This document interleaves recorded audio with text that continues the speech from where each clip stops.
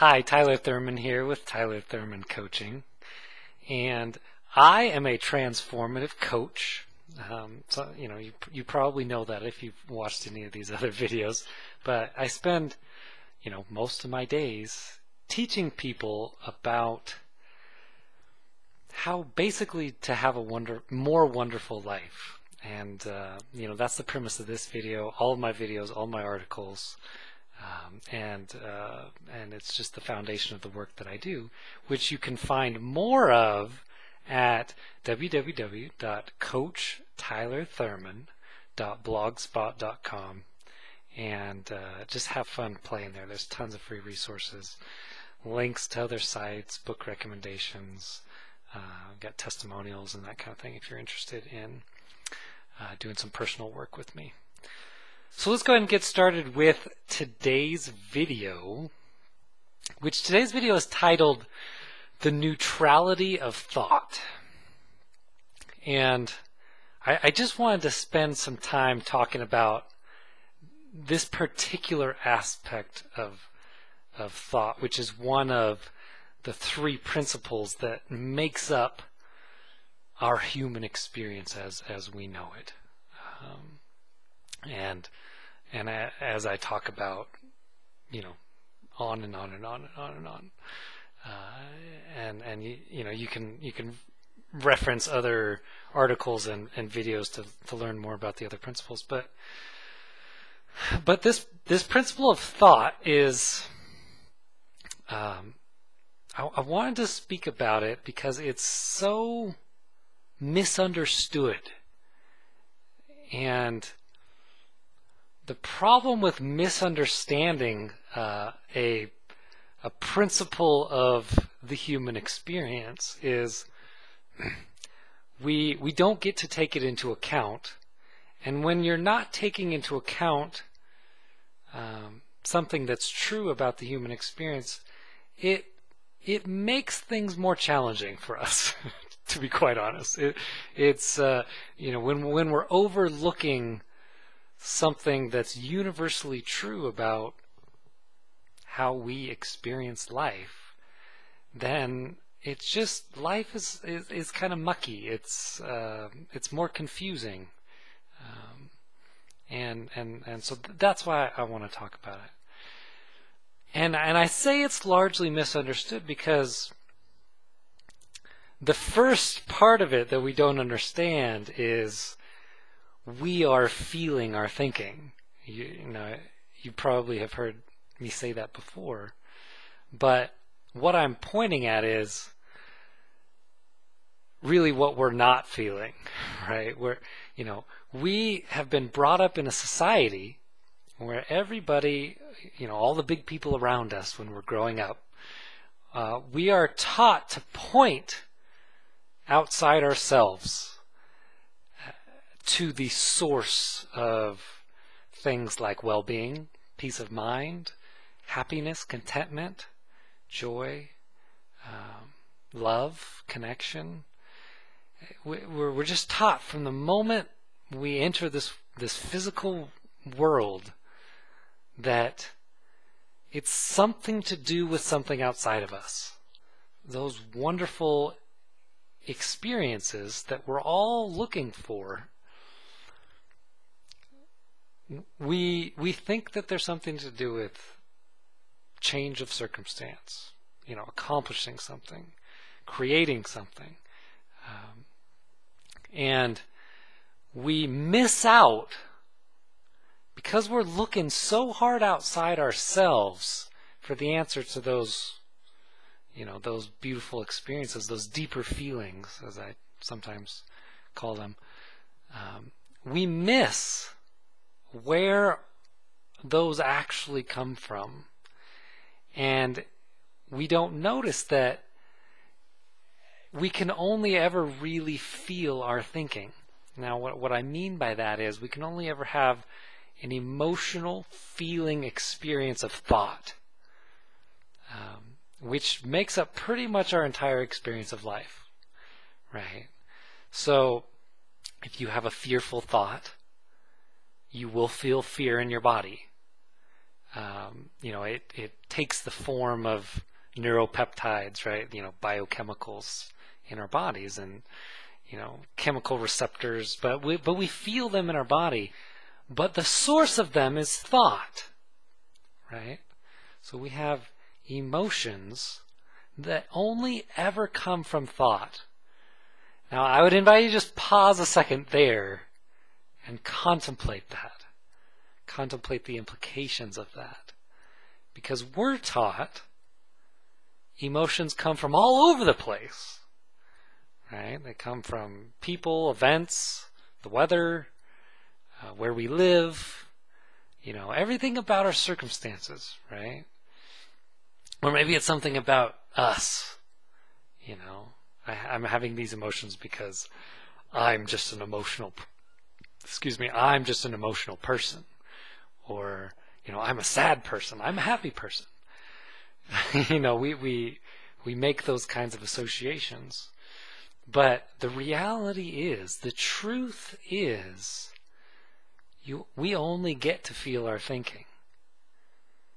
And so that bit of thought is largely misunderstood.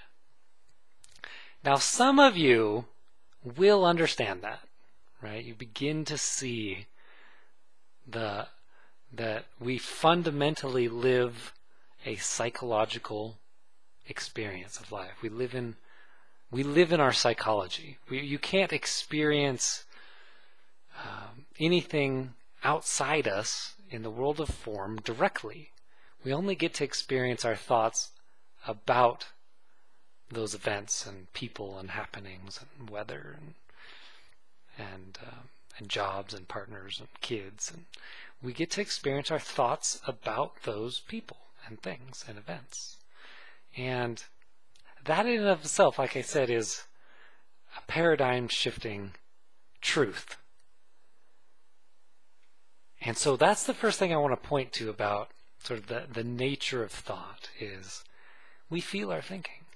And what that means is we don't feel anything else. So, a lot of people think that there are fearful situations. Like everyone that's traveling in a dark alley at night, by themselves is going to feel fear because that's a scary situation. Well, that's not true. If you look at that more closely, there's plenty of people who don't feel fear. They live in the alley. That's what they're used to. They're not thinking those fearful thoughts while traveling down the alley, so they're not going to feel fear. Other people think there's situations where we have to feel sadness or grief or anger or upset or frustration or stress. But I'm here to tell you, there are no emotion germs, right? If it really was outside in, the world coming at us, imposing feelings on us, then that's what we're talking about, right? There'd be some sort of transfer of material or chemical or substance, right? To have that thing, that event, that person, that circumstance make me feel fill in the blank, anything. It just doesn't work that way. It just doesn't work that way. So we feel our thinking, right? Now, we're going to take it a step further, though, in this video. So I've talked about that before, but we're going to take it a little further in our understanding, our level of understanding of the principle of thought. And we're going to, the title of the video is The Neutrality of Thought. So most people don't think of thought as neutral, right? Once you begin to see, I feel my thinking, well, then I'm feeling positive thoughts, I'm feeling negative thoughts, I'm feeling good feeling thoughts, I'm feeling unpleasant thoughts. It's not neutral. The feelings aren't neutral, right? And so that's what we are largely believe and understand about thought. But what that is is thought form, right? The forms that our thinking takes, or the forms that our thinking take, those are not feeling neutral, right? There's feelings associated with those. It's, angry thoughts equal angry feelings. Sad thoughts equal sad feelings. Joyful thoughts equal joyful feelings. The feelings are real, and the thoughts are real, right? They're real thoughts, in other words, and they're real feelings. But they're after thought has taken form, right? So the analogy I often give is of clay, right? Imagine you've got this big lump of clay, and you just start making a bunch of different stuff with it. You might sculpt a really cool scene with kids, opening birthday presents, and you look at it and be like, oh, that's a happy situation. And you might sculpt a situation, a terrible situation of someone being, saying a racist slur to somebody else. You might sculpt a dog. You might sculpt a dinosaur. You might sculpt a thing of your table. You could sculpt anything, right? That's the nature of something before form, before it's taken a form, is it's formless. And if something's formless, you can form it into anything. And I do mean anything, right? Because it's the same thing with our thinking. It's formless, and then we give it form. We create things out of it, like clay. Just like clay, right? But here's the thing. Clay doesn't care what you make out of it, right? It doesn't say, oh, that thing you just made is terrible. Why would you do that? Or that thing is wonderful over there. You could look at those different forms that it's taken and get really caught up in the form of that clay, right? You get really caught up in that birthday scene with the kids. That's wonderful. You could get really caught up in that scene with the racial, racist slur, and you could get really upset about that until you realize it's all just clay, right? It's sort of made up. It's an illusion. It's the form it's taken, but it isn't the form. That's just what we've made out of the form. And it's the same thing for thought. We get so darned caught up in the forms that we make out of thought.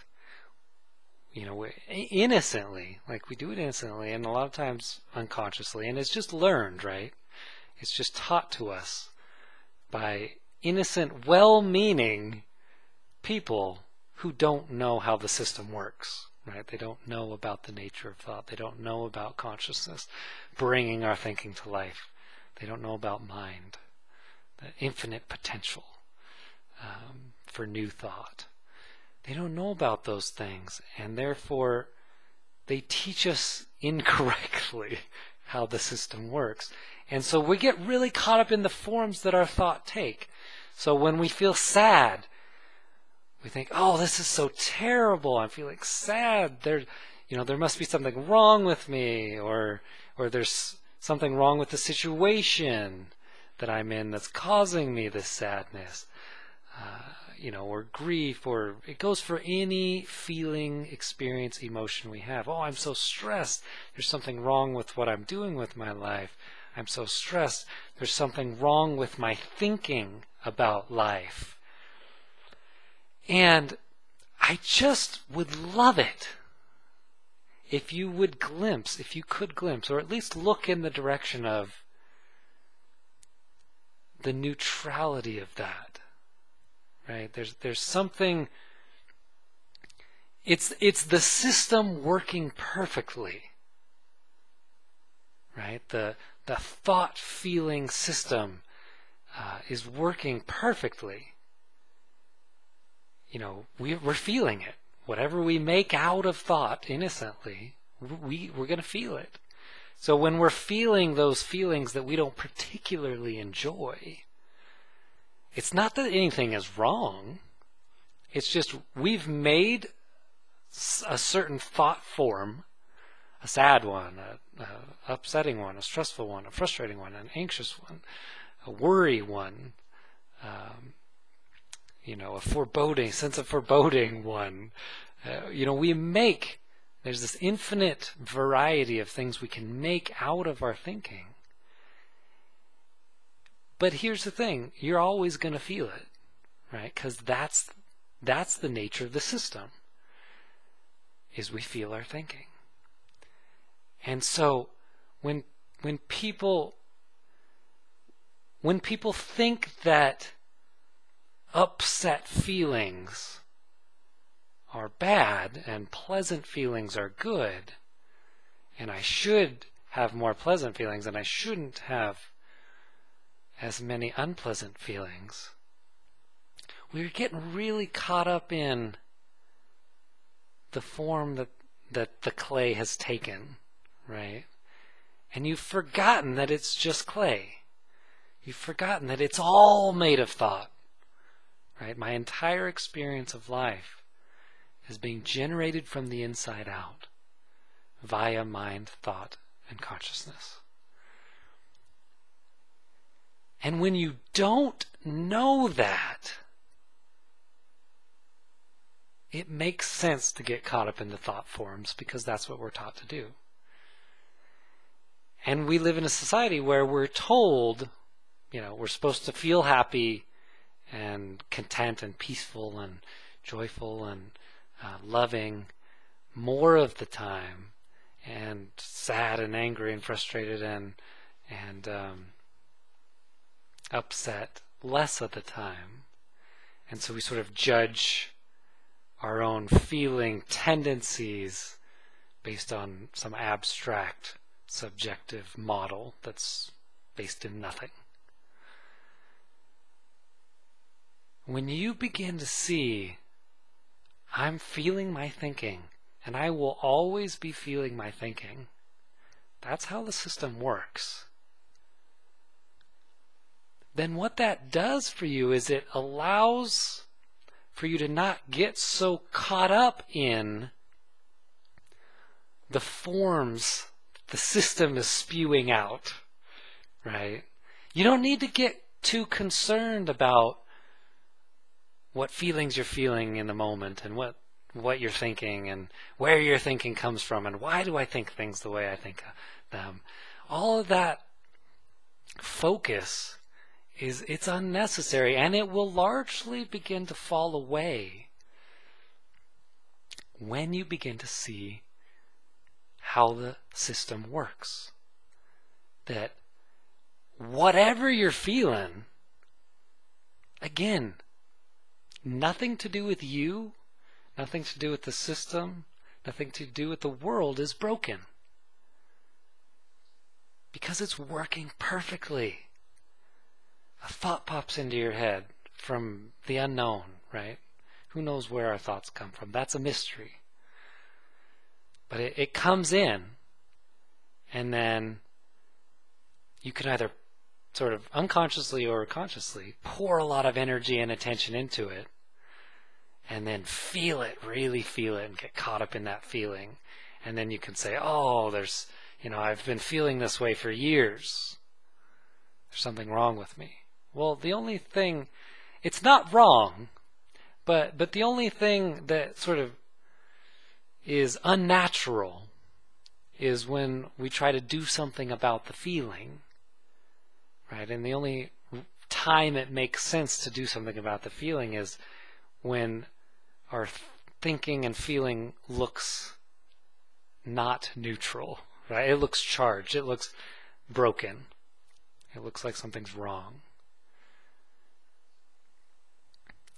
Because when we think it's wrong, we try to intervene. Right? We got to do something about it. Oh, the system's not working right. I've got to get in there and fix it. And ironically and paradoxically, whatever we try to get rid of as far as our thoughts and feelings are concerned, keeps it in place longer. So if you get really focused on your feelings of depression, guess what? You're holding it in place. Now it's innocent. Again, it's not anybody's fault. We're taught to fight things like depression and fear and anxiety and sadness and anger. We're taught to fight them. But guess what? If you're fighting thought and feeling, which is all it is, you're going to be at war with yourself. You're going to be at war with the system, right? The human experience only works one way. And when you're at war with it, it's a losing game, right? It's a losing game because you don't get to change how the system works. But if you begin to see how it works, understand the neutrality of thought, that feeling's just feeling, thought's made of thought. It's just this is the particular flavor it's taken. It's the particular sculpture that I have innocently made out of the clay.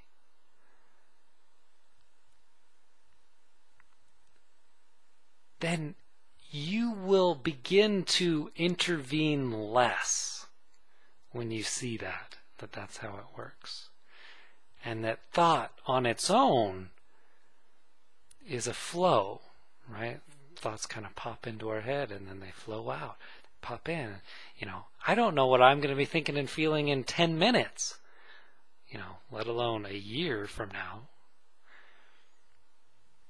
And so I consequently don't get too invested in trying to steer that ship, because I know I have very limited control over it, and the control I do have tends to get in the way. That stuckness. I tend to grab onto certain thoughts and say, yeah, that's right, that's true, that's a real thing. And then I feel that, and then I feel it some more, and then I feel it some more. And then I begin to think that it's something to do with me, or it's something to do with that person that it looks like the feeling is coming from, or it's something to do with that circumstance or that job or that living situation. But we're only ever feeling or thinking, right? We're only ever feeling the forms that our thought takes. But thought, before it has taken form, has infinite potential, just like the ball of clay. Now, I'm not saying try to get in there and sculpt it yourself, because the beauty is there is a sculptor already working, feeding us new thought forms all the time. And we could keep recycling sort of our personal thinking. That's how I talk about it a lot. Just learned thoughts about the world and ourselves that are usually pretty shitty, right? You can just keep recycling those, or you can begin to open up to that big sculptor, that in my field we call mind. A lot of practices and traditions call it God, Spirit, infinite intelligence. It's the big sculptor in the sky, right? It's not really in the sky. It's us. It's the big us. It's the oneness of who we are. But it's got this infinite potential that feeds us what tend to be beautiful thoughts, right? And we can kind of shut that down by, closing in on our old recycled thinking, our personal thinking, our ego thinking, our thoughts about ourselves, our very limited, insecure thinking. We can open up to the infinite potential of thought and know that, gosh, I feel my thinking. And I can feel anything. I can think anything. A new thought will be along in a moment. I'll have an insight. If I don't get too caught up on this one that's passing through. Right? Oh, this angry thought. Oh, I'm feeling so angry now. I need to do something about that. I need to focus on that. I need to go to therapy for 30 years about that. Or you could just see that it's a passing thought. You know, another analogy that I give sometimes is storms and clouds. Right? It's like a thought storm. It's just a particular thought storm, right? The clouds take form, right? Sometimes the clouds take very light, puffy-looking forms, and sometimes they take very dark and rainy and stormy, brooding forms. And sometimes they make shapes, and we think, oh, that's a beautiful shape. And sometimes they make shape, and oh, that's a terrible, ugly-looking shape. It's a cruel, mean-spirited shape. But it's all made of the same thing. It's just a form the cloud has taken, right? But the interesting thing is, the only thing our thought forms can really do is obscure the sky. Right? They can hide the sun. Or they can let the sun through.